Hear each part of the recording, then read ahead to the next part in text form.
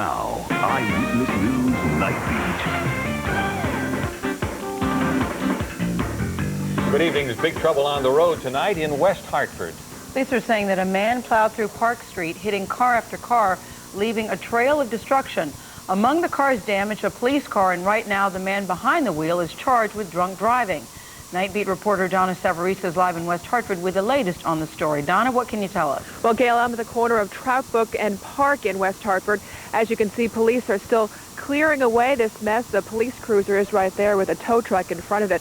But the first part of this crash actually started further down that way on Park Street, and a person who says, police say started all of this, police say, was drunk.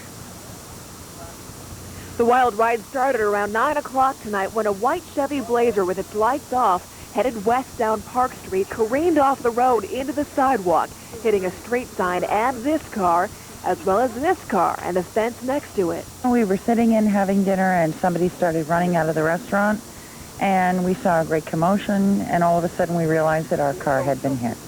Your car is a white Cadillac? Exactly. But the trail of destruction didn't end here. That's because the Blazer continued west on Park Street and rear-ended this Volvo, mangling it into twisted pieces of metal. But police say the driver of the Blazer still tried to get away after that, but was cut off by a police cruiser, and the getaway was foiled. We heard a loud bang, sounded like a garbage truck coming to a stop. Yeah, and after that? Well, after that, actually, we were just sitting in there having dinner, and we came out after and saw everything here. The passengers in the Volvo were taken to the hospital, as was the driver of the Blazer. Police say this incident was certainly out of the ordinary. We've had a few over the years. I can't recall them off the top of my head, but, you know, it is unusual. It doesn't happen every day. Cruiser was slightly damaged. You can see it. Actually, they just took off with it, the tow truck behind me. No names of the victims have been released so far. 3 female passengers in the Volvo were taken to Yukon Medical Center, and the driver of the Blazer was taken to St. Francis Hospital. No word yet on any of their conditions. Al, quite a night. Back to you. Sure is. Donna Savarese in West Hartford. Also making news tonight, children being hit by cars. A New Haven boy has now died of his injuries after being struck by a suspected drunk driver last week. And tonight in Meriden, a little boy was accidentally run over by his mother as she was backing out of their driveway. We have both stories covered for you tonight. NightBEAT reporter Kathy Moss standing by live in New Haven. But first, we're going to go to Dennis House, who's at the Connecticut Children's Medical Center with word on how the Meriden boy is doing. Dennis? Good evening. 4-year-old Elijah Tesher is inside recovering from surgery to repair injuries he suffered after being run over by a car driven by his own mother. It happened on Lincoln Terrace in Meriden at about 4 o'clock this afternoon. Witnesses and police tell us the mother was backing the car out of a driveway. When the door opened, the boy either fell out or climbed out and then fell underneath the wheel and was run over. He suffered chest and leg injuries, we are told. We're also told this car was very crowded. There were at least 7 people inside. 5 of those we're told were children. And we're told that there certainly were not enough seatbelts for everybody. Now, this case is under investigation. Police are trying to figure out if the number of people in the car had anything to do with this accident. They're also talking with the mother, but at last check, no charges have been filed. Al? All right, Dennis House at Connecticut Children's Medical Center in Hartford. Now from Dennis, we go to the NightBEAT reporter Kathy Moss in New Haven, where a community is reacting to the death of an 18-month-old boy. Kathy? Well, Gayle, tonight, while family members are planning the funeral for little Ron Smith, community leaders are planning for the future. They're planning how to make the streets safer for everyone's children.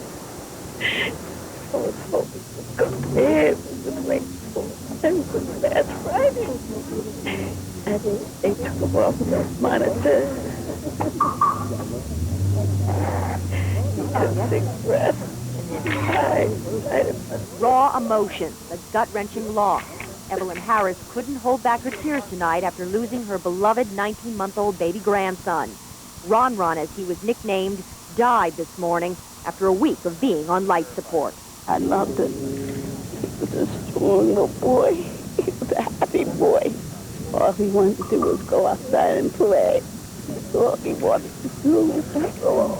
And that's what he was doing with friends and cousins along Arthur Street last week when a passing car hit him. Witnesses say his tiny body hurled into the air. Police charged its driver, 25-year-old Dean Williams, with driving under the influence. The Madison man told police he had been drinking.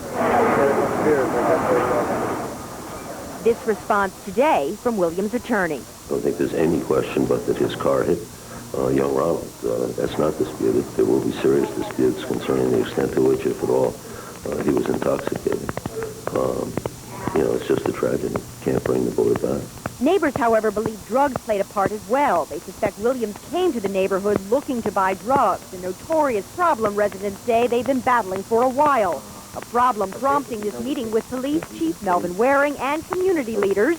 Substance abuse is everyone's problem, not just an inner-city problem. A problem Ron's family and community members want wiped away for good. When it's dark outside, they just hang around. This is the first of the month. I guess the people in the city or whoever gets their check, it's like Francis Estate.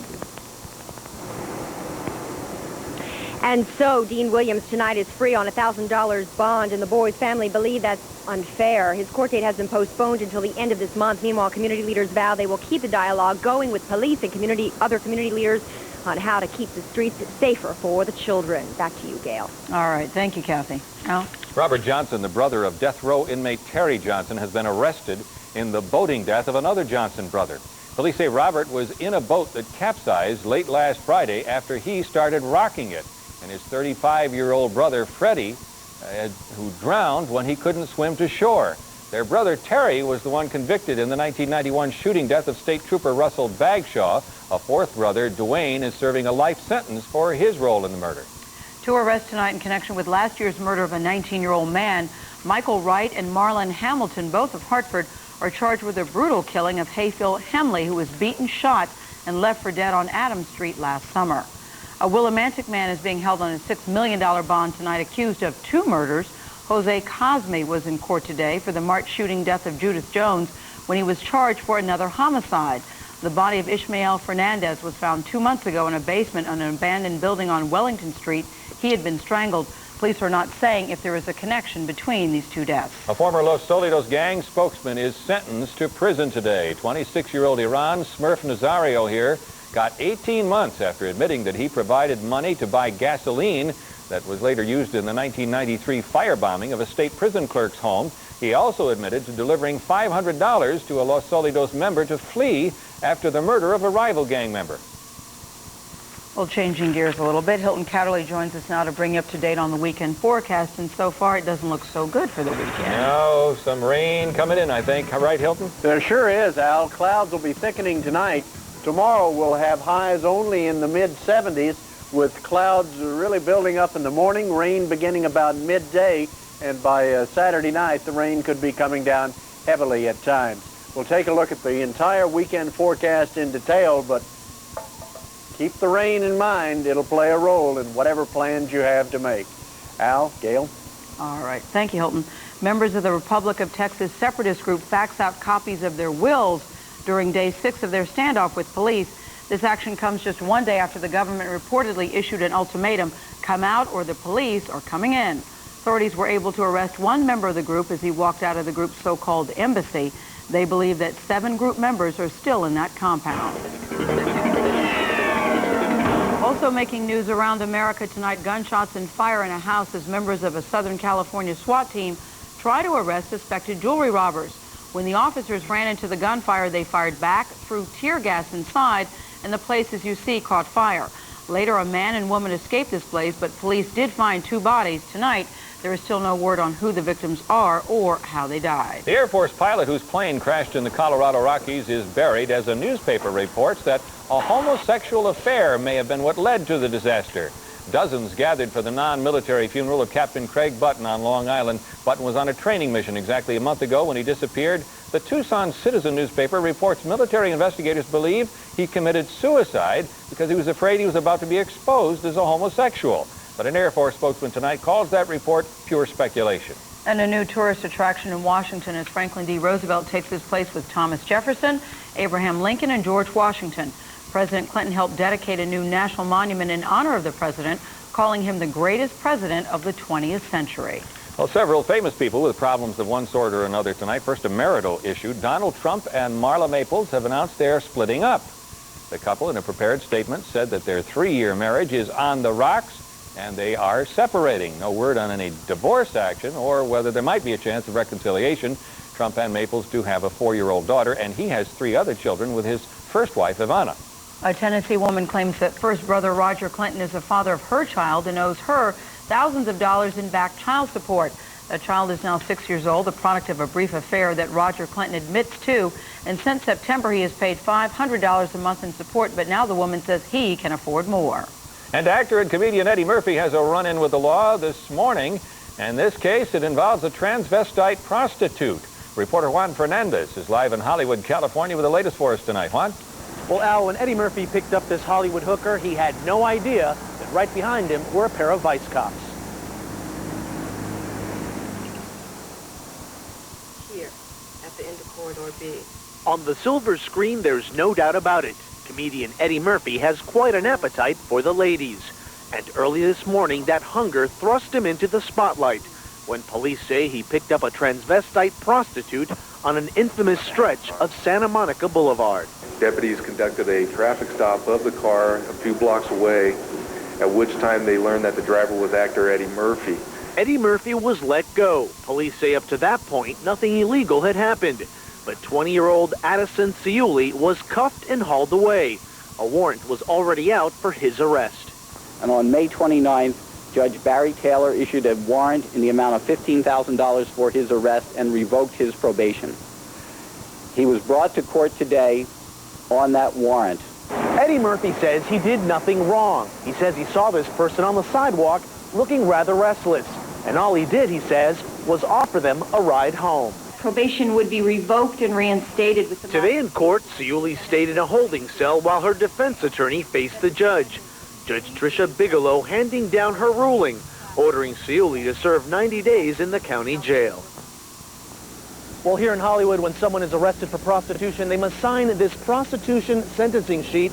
In it, there are certain conditions you must follow, such as a mandatory HIV test, an AIDS education class, and a prostitution counseling workshop. Ciuli was arrested and the warrant issued because he did not follow these guidelines. So far tonight, no further comment from Eddie Murphy. Reporting live in Hollywood, I'm Juan Fernandez. Back to you. All right, thanks very much, Juan. So Eddie thought she looked, restless on the sidewalk. He was just being a good Samaritan at 4:30 in the morning in a neighborhood where prostitutes hang out. Okay. We have other news tonight. Yes, we do. Thankfully. Yes, we do. Wicked weather striking the Middle East today, turning the sky from gray to red and killing at least 8 people in the process. We'll tell you where this is and have more on this weather phenomena coming up. Also tonight, they're one of the hottest trends in the 90s, and if you're wondering why, you should probably stay tuned. Dan Kane's going to explain this cigar craze for us. And more than 12 couples taking the plunge literally. We're coming right back with their story. Channel 3 Eyewitness News. This is Connecticut's news station. She's the girl next door, Daddy's little princess, and she's got a crush on this. Wow. Get ready for our most outrageous secret crush show ever. She's been looking at you for 3 years. Wow. These couples have absolutely nothing in common. We're way too different. But looks can be deceiving. What do you think? It's pounding. On the next morning, Monday morning at 9, only on Channel 3.